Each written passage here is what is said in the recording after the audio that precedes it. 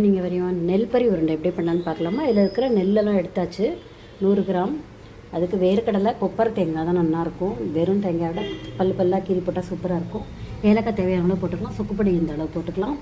அப்புறம் வெல்லம் எடுத்துட்டுருக்கேன். இது வெள்ளைப்பாகு பண்ணிட்டு அப்படியே கம்பி பதம் கெட்டியாகிற மாதிரி வரும்போது இதை போட்டுட்டு கலரிட்டு பிடிக்க வேண்டியதாக உருண்டை பண்ணலாம். பார்க்க 1 ஸ்பூன் விட்டு வெல்லத்தை போட்டிருக்கேன்.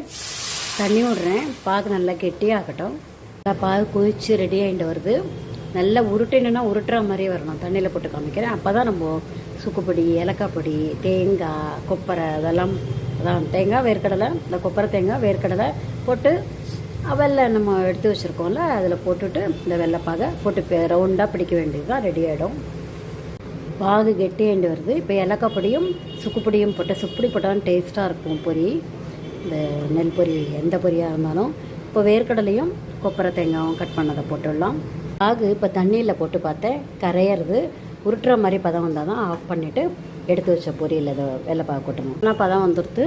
இதில் போட்டால் அப்படியே கெட்டியாக இருக்குது பாருங்கள். இப்போ சரியான பதம். இப்போ பொரியில் கொட்டால் நம்ம வெள்ளைப்பாகு கொட்டினது கரெக்டாக இருக்குது பாருங்கள். இப்போ பிடிச்சி விடலாம். சூடாக இருக்கும்போது பிடிச்சா தான் அப்புறம் உதிரி ஆகிடும். இப்போ பாருங்கள் இப்படி எடுத்து லேசாக இப்படி பிடிக்க வேண்டியது. ரொம்ப ஈஸி இது. ரொம்ப அழுத்தி படக்கூடாது. அப்படியே லேசாக இப்படி பண்ணாலே டக்குன்னு உருண்டையாக வந்துடும். ரொம்ப அழுத்தக்கூடாது. இப்படி லேசாக அழுத்திட்டு பிடிச்சிட்டாலே சூப்பராக வருது பாருங்கள். பாகு பதம் கரெக்டாக இருக்குது.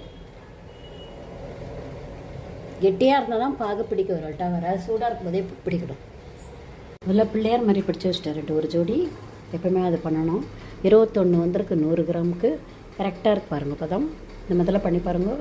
டேஸ்ட்டும் இருக்கும். கொப்பரை தேங்காய், வேர்க்கடலை, இது ஏலக்காய் பொடி, சுக்குப்பொடிலாம் போட்டால் ரொம்ப டேஸ்ட்டாக இருக்கும். இந்த மாதிரிலாம் பண்ணி பார்த்துட்டு கமெண்ட் பண்ணுங்கள். சப்ஸ்கிரைப் பண்ணுங்கள் please. Thank you so much for வாட்சிங்.